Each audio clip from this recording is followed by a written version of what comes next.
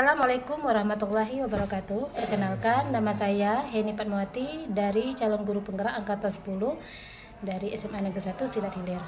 Nah, pada siang hari ini kita akan melakukan kegiatan pra-observasi yang saya lakukan di sekolah di SMA Negeri 1 Silat Hilir. Pada siang hari ini saya ditemani dengan sebelah saya Pak AM Sunardi selaku guru sosiologi. Kepada Pak Anim, Assalamualaikum Pak. Assalamualaikum warahmatullahi wabarakatuh. Bagaimana kabar Bapak hari ini? Alhamdulillah baik. Baik. Di sini Pak, saya akan melakukan percakapan observasi kepada Bapak. Nanti saya akan amati jalannya proses pembelajaran yang Bapak lakukan di dalam kelas ya Pak. Ya, Sebelumnya, nanti saya akan amati jalannya proses pembelajaran yang Bapak lakukan di kelas ya Pak. Sebelumnya saya melakukan supervisi di kelas. ya, Adapun tujuan supervisi yang akan kita lakukan adalah untuk mengetahui dan mengevaluasi jalannya proses pembelajaran yang akan Bapak lakukan. Kenapa kita melakukan percakapan praobservasi? Itu tujuannya itu untuk persiapan awal sebelum Bapak melakukan kegiatan pembelajaran di kelas, Pak. Jadi pada pagi hari ini saya minta waktu Pak sedikit ya, Pak. ya Bu. Baik. Di sini Pak, ada beberapa pertanyaan akan saya sampaikan kepada Bapak. Yang pertama itu tujuan dari observasi kita kali ini, tujuannya apa ya Pak? Ya Bu, berdasarkan rancangan pembelajaran yang saya lakukan itu ada 3 Bu. Yang pertama itu menjelaskan pengertian tentang sosiologi. Yang kedua menjelaskan sejarah lahirnya sosiologi. Dan yang ketiga mengidentifikasi ciri-ciri dan hakikat sosiologi. Baik, jadi ada 3 ya Pak, tujuan yang akan kita capai, begitu ya Pak? Ya Bu. Selanjutnya, bagaimana dengan area pengembangan yang ingin Bapak capai atau Bapak lakukan observasi? Baik, untuk area pengembangannya saya menggunakan yaitu 2 di pengetahuan dan keterampilan. Pengetahuan yang pertama itu siswa disuruh menguraikan sejarah lahirnya sosiologi tempat, dan yang kedua di area keterampilan yaitu siswa disuruh meneliti rangkuman tentang hakikat sosiologi, begitu Bu. Oh iya Pak, baik.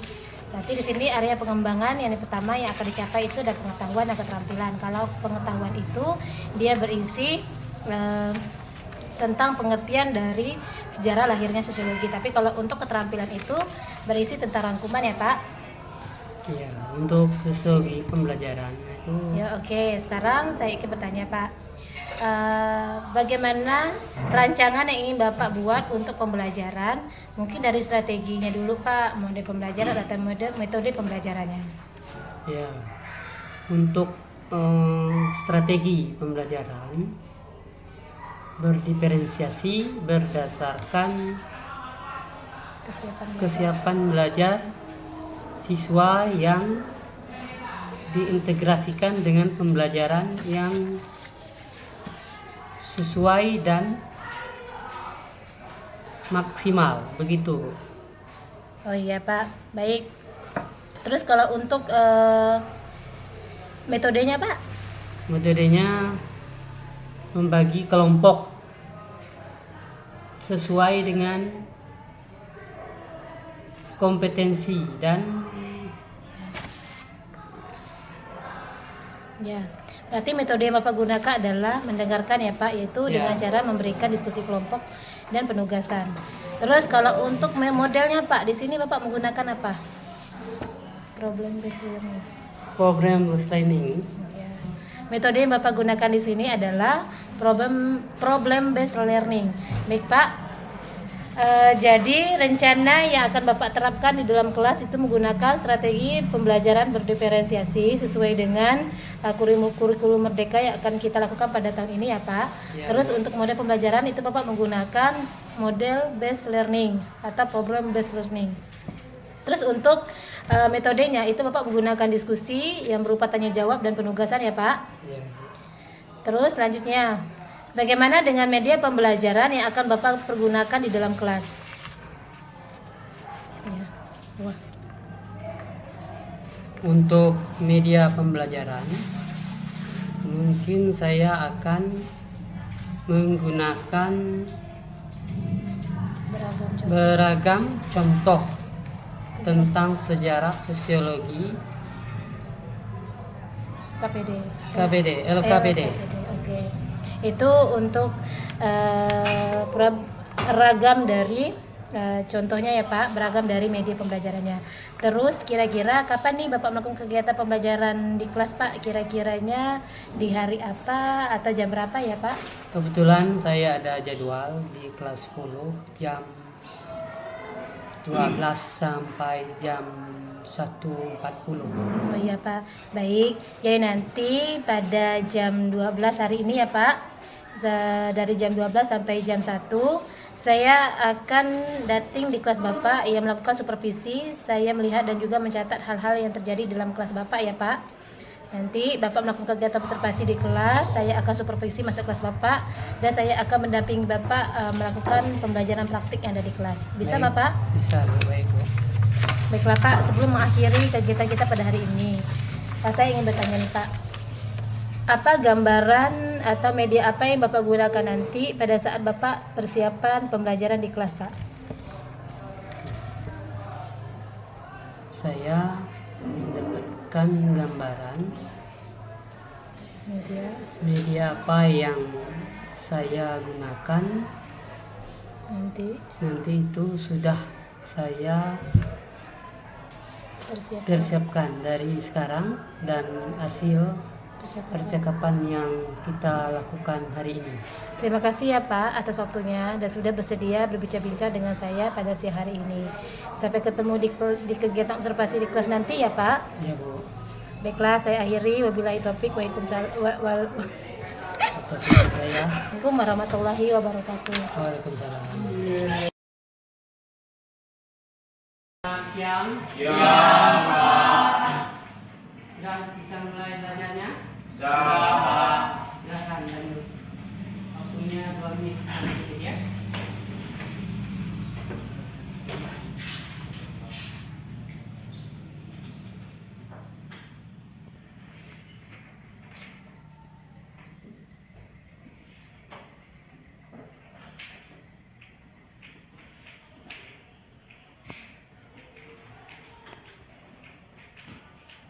Nanti saat game itu akan arahkan supaya lebih mudah dalam memahami game.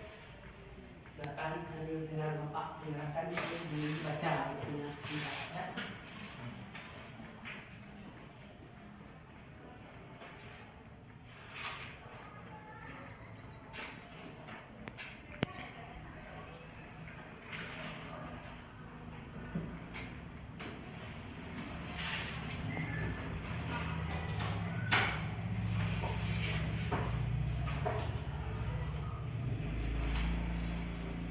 Untuk materinya seperti yang sudah Bapak jelaskan tadi pada jam sebelum istirahat.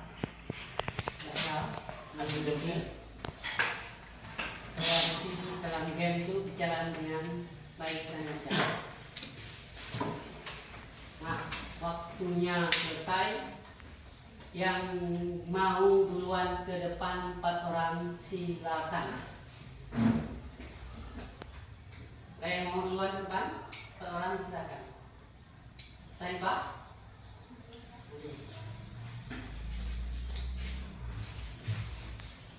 Makan sini Pak. Dan satu lagi duluan. Coba. Ya, coba. Satu lagi. Diki mau Diki? Ando? Baik, nah, dah sana mundur sedikit. Ngadep mundur apa? Kalau salah, agak sini sedikit ya. Biar bisa belok. Maju. Bukan. Oke. Siap? Ditanya? Waktu 3 detik. Bisa jawab. Sejalan dengan pendapat Ryan Decker, Anthony Giddens itu menjelaskan bahwa latar belakang lahirnya sosiologi disebabkan oleh dua revolusi besar, yaitu lahir sosiologi di Eropa pada abad keberapa? Abad ke-18 sampai 19. Betul, tepuk tangan dulu. Terus, menurut Anthony Giddens, revolusi itu ada dua. Sebutkan dua revolusi tersebut. Revolusi industri dan revolusi Prancis. Ya, tepuk tangan.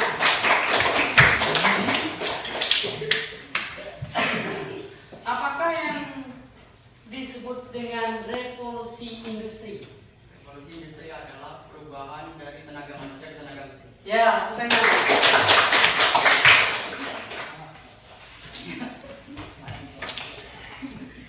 Tahun berapakah terjadinya revolusi Prancis? 1908 Tahun 19.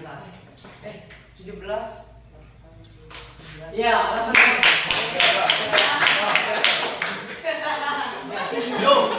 Aduh, ini sedang video. Maju, sana. Lanjut. Wih, baju Mana? Ya, Pak. Ya.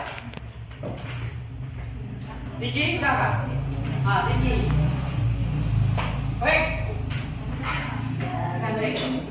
Seperti tadi. Baju baik. Nampak.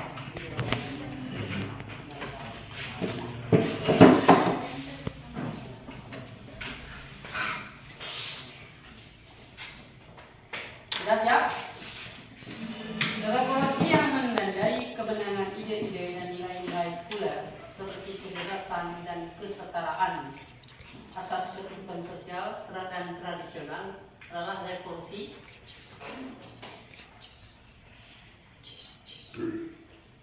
ke belakang. Intian. Revolusi yang menandai kemenangan ide-ide dan nilai-nilai luhur seperti kebebasan dan kesetaraan serta ketertiban sosial tradisional termasuk dalam revolusi. Prancis. Ya, pertanyaan. Terus, revolusi yang mengubah tatanan sosial dan ekonomi masyarakat pada masa itu mengakibatkan bidang industri terkait penemuan teknologi baru seperti mesin uap merupakan bentuk dari revolusi industri. Tepuk tangan.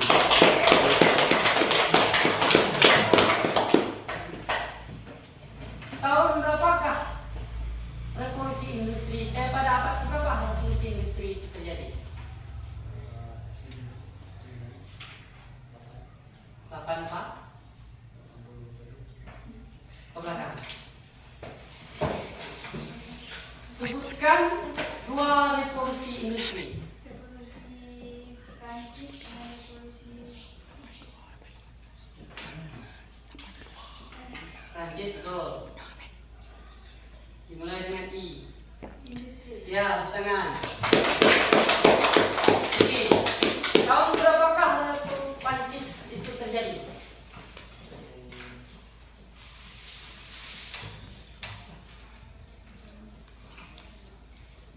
Sekarang? Ya, ibu tidak dapat dipercaya. Videonya ke sana.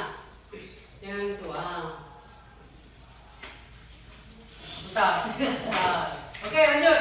Yang belum, yuk. Belakang. Ini.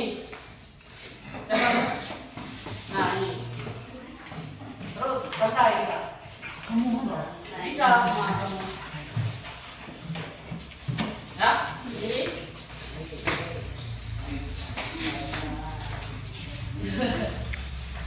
Oke. Sudah siap? Ini sebelumnya. Ya nih. Revolusi industri itu menyebabkan bidang pertanian ke bidang industri yang mempercepat pembentukan daerah-daerah urban. Apa sebenarnya daerah urban?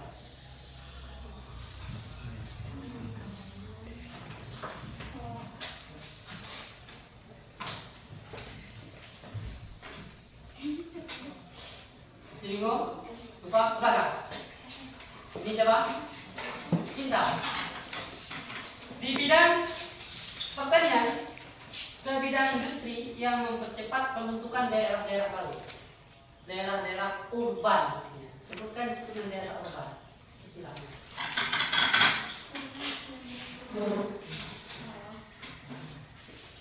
Yang di itu dibaca dulu, jadi nanti soalnya dulu.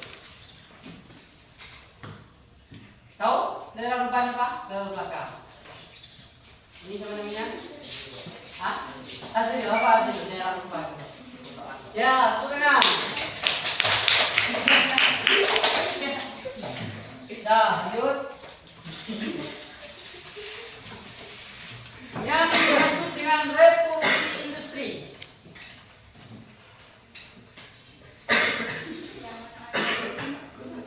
Nah, salah. Apa namanya?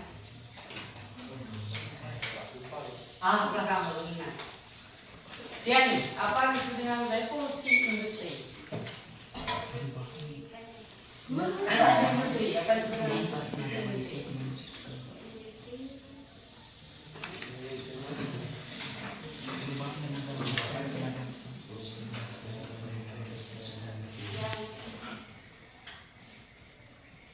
Cinta bisa?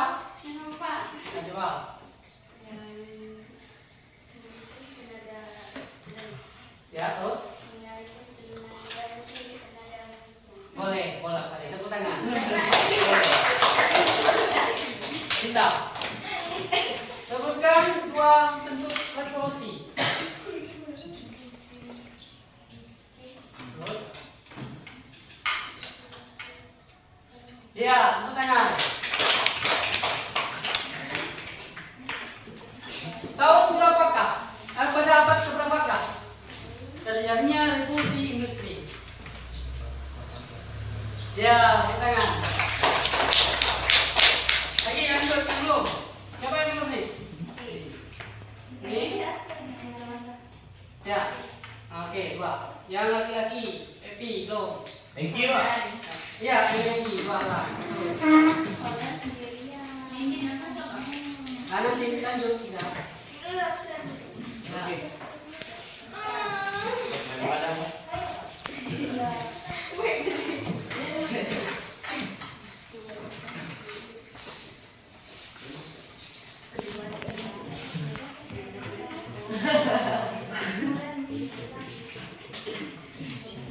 Sudah siap?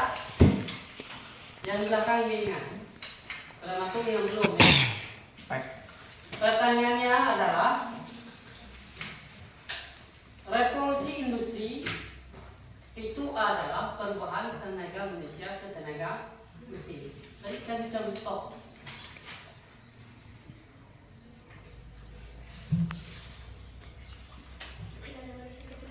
Nah, contohnya karena ada di situ.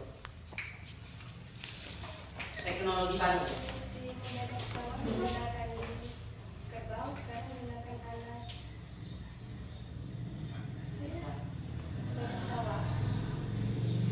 Belakang.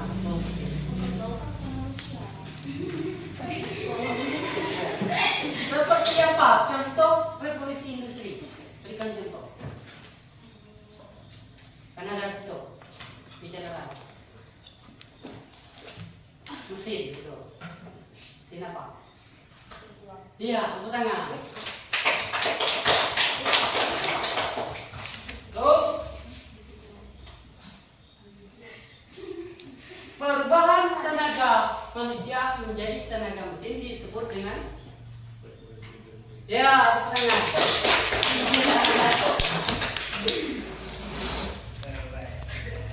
Pada tahun 1789 menandai kemenangan Indonesia dan nilai-nilai sekuler seperti kebebasan dan kesetaraan serta ketertiban sosial terbesar merupakan bentuk revolusi.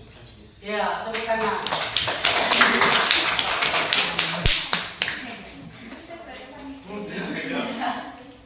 Di bidang pertanian, ke bidang industri yang mempercepat pembentukan daerah-daerah urban. Apa yang disebut dengan daerah urban? Dalam kurung itu.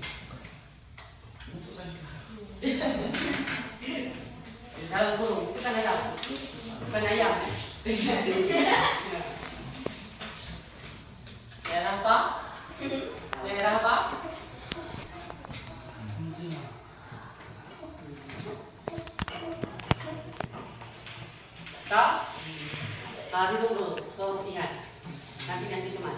Silakan bro. Wow. Apa lagi itu? Masih ada lagi. Apa lagi ikut? Ya ini ikut. Yang laki-laki udah semua? Udah, Pak. Oke. Adi. Nah, belakang. Sudah siap? Oke. Sebutkan dua bentuk revolusi besar yang mempengaruhi perkembangan sosiologi. Revolusi, bukan dua revolusi. Revolusi industri dengan Wait. Tuh, satu. industri dengan Prancis. Ya, tangan ini. Lanjut. Namanya apa? Paldan. Di tanggut ya. Paldan. Tapi apa ini? Belajar dikit apa? Yang dimaksud dengan revolusi industri apa? Perubahan tenaga manusia di Indonesia. Iya.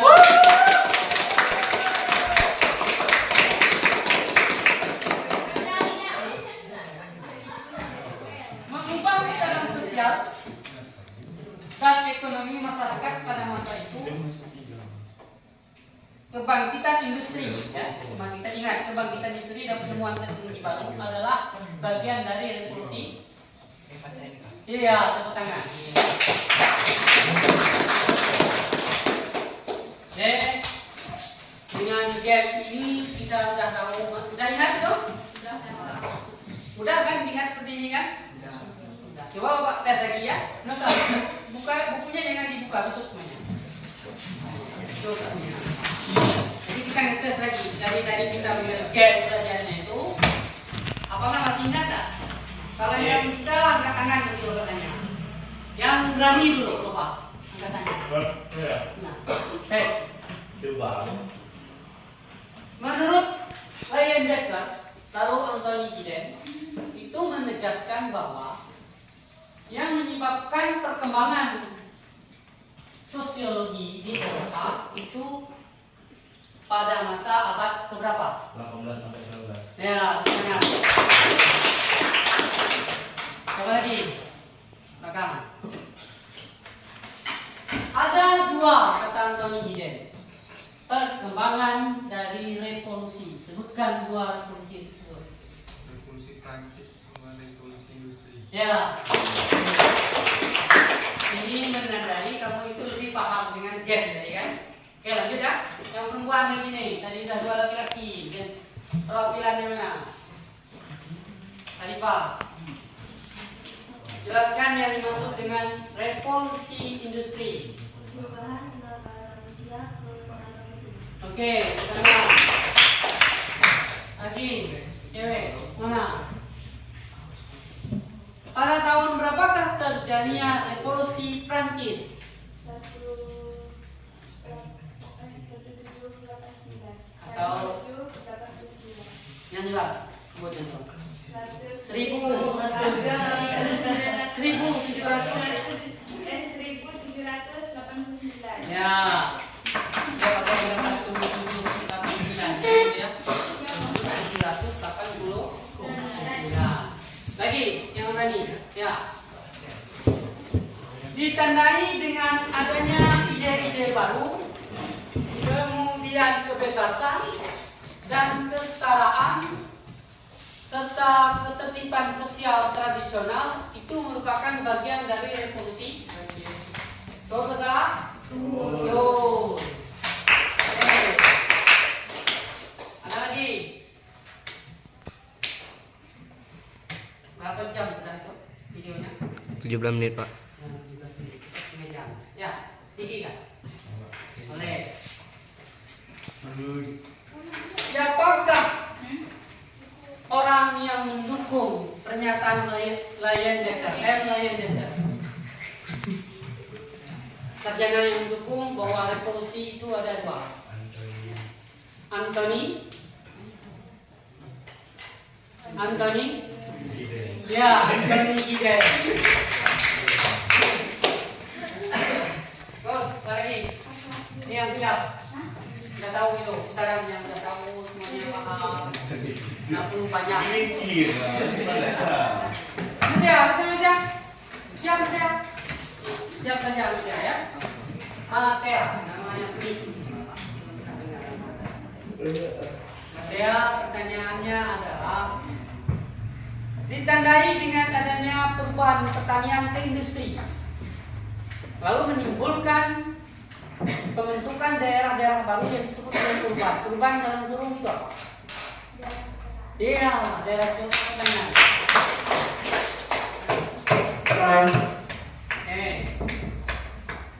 Waktunya sedikit, tapi kita butuh videonya itu kurang lebih 30 menit. Untuk itu Bapak lanjutkan lagi ya. Bapak lanjutkan lagi.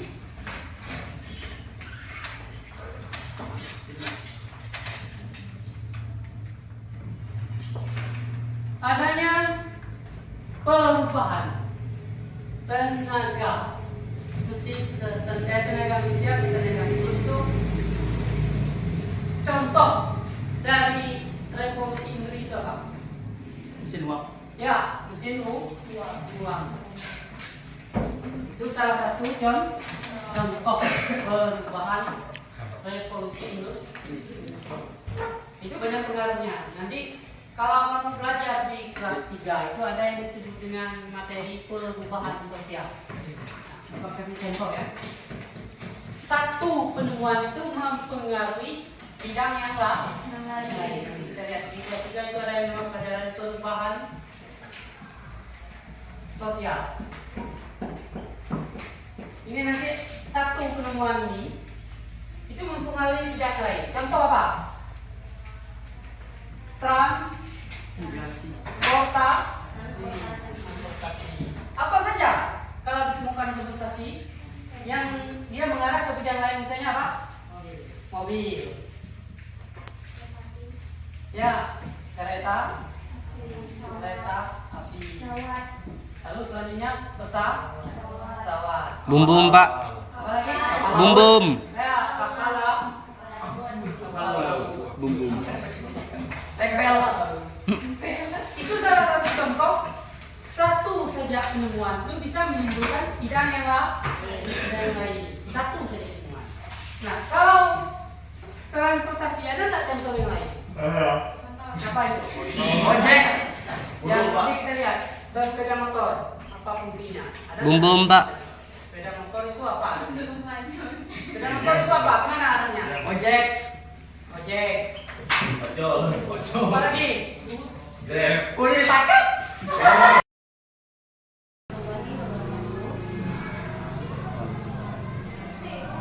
Tadi kita berjumpa lagi setelah kita kembali melakukan observasi dan setelah itu kita berdiskusi. Maka saya ditemani oleh Bapak Abang Sunardi selaku Mas Jawat saya yang kemarin saya lakukan observasi di kelas, dan juga Bapak Firdaus selaku pengajar praktik saya untuk calon guru penggerak angkatan 10. Baiklah, pada pagi hari ini percakapan observasi kita itu memberikan sedikit pertanyaan-pertanyaan tentang bagaimana saya Bapak melakukan supervisi di kelas kemarin. Terus setelah itu kita mengevaluasi ya Pak, sejauh mana proses belajar yang telah Bapak lakukan di kelas. Pertanyaan pertama Pak, bagaimana perasaan Bapak terkait dengan gejala kegiatan observasi kelas yang sudah berlangsung? Ya, baik. Saya merasa tidak, tapi alhamdulillah berjalan dengan baik. Bisa tidak Bapak ceritakan kembali era pengembangan apa yang Bapak lakukan di kelas? Terus langkah-langkah atau tahapan apa yang sudah Bapak lakukan di kelas? Baik, jawab. Dalam pembelajaran saya, kemudian tahapan yang saya melakukan pembelajaran untuk area pengembangan, yaitu area pengetahuan dan juga keterampilan. Untuk pengetahuan, siswa menguraikan hasil telaah terhadap sejarah lainnya sosiologi. Sedangkan untuk area keterampilan, siswa merangkum tentang hakikat sosiologi. Begitu. Oh, baik. Untuk area pengembangan berarti berkaitan dengan pengetahuan dan keterampilan ya Pak. Terus menurut Bapak sejauh mana area pengembangan yang sudah Bapak sampaikan tadi? Apakah sudah berhasil atau belum Pak? Menurut saya, alhamdulillah berjalan dengan baik. Namun memang masih ada kekurangan yang perlu diperbaiki. Oke, baik Pak. Jadi sudah dilakukan dengan baik ya Pak. Sudah berjalan dengan sesuai dengan, namun pada saat perjalanannya masih ada kekurangan. Menurut Bapak nih, kekurangan apa saja atau kendala apa saja yang perlu Bapak hadapi pada saat proses pembelajaran di kelas? Ya, yang saya temukan dalam proses pembelajaran kemarin, kekurangan atau hambatan yang sering terjadi mungkin dialami guru-guru lain juga. Masih ada juga beberapa siswa yang tidak ingin terlibat dalam kegiatan belajar tersebut. Artinya, siswa tersebut kurang aktif maksudnya. Oh gitu. Jadi ada siswa yang terlibat atau tidak terlibat itu karena kemungkinannya kurang aktif ya Pak, yang menyebabkan dia sering mengandalkan teman-temannya. Ya betul sih. Nah, kira-kira nih Pak, mengapa hal itu bisa terjadi yang menyebabkan siswa itu kurang aktif? Terus kenapa tidak kita libatkan saja siswa itu pada saat diskusi ya Pak? Ya, itulah salah satu mungkin yang kita evaluasi tadi dalam pembagian kelompok dalam jumlah siswa yang terlalu banyak. Tiap kelompoknya saya akan menggunakan pendekatan sesuai dengan minat anak.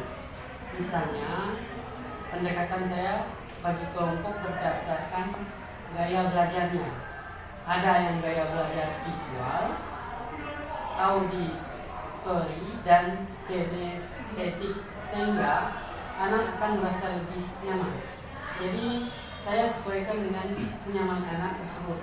Mungkin saya lakukan pertanyaan kepada anak tersebut agar menyesuaikan di kelas begitu. Ibu harus seperti apa? Baik Pak, rencana kedepannya nanti proses pembelajaran kedepannya Pak harus menyesuaikan dengan kenyamanan anak dengan menggunakan gaya belajar masing-masing mereka. Itu yang pertama itu menggunakan gaya belajar visual, auditori, dan juga kinestetik. Nah, gitu ya Pak. Ya Bu, baik. Nah, mudah-mudahan apa yang Bapak rencanakan dapat realisasi dan dapat memberikan proses pembelajaran lebih baik dibandingkan dengan kemarin ya Pak. Saya tunggu nih cerita Bapak apakah bisa direalisasikan atau tidak. Kira-kira kapan nih Pak Bapak akan melakukan perubahan dengan rencana yang Bapak sampaikan tadi? Ya, insya Allah mungkin waktu tepatnya belum saya tentukan, tapi insya Allah akan dilakukan secepatnya itu. Baik Pak. Baik, akan dilakukan secepatnya ya Pak. Mungkin ini sudah masuk ajaran baru nih Pak. Terima kasih banyak ya Pak atas waktu beserta jawaban-jawaban yang sudah diberikan tadi pertanyaannya. Sama-sama Bu. Nah, mudah-mudahan apa yang Bapak rencanakan itu bisa secepatnya terrealisasikan. Baik, saya memberikan kesempatan kepada Bapak Firdaus sebagai selaku pengajar praktik saya untuk memberikan informasi atau tanggapan terkait atas jalannya kegiatan asal kita katakan. Baik, terima kasih Bu Heni Fatmawati dan Bapak sebagai rekan sejawat dari Ibu Heni.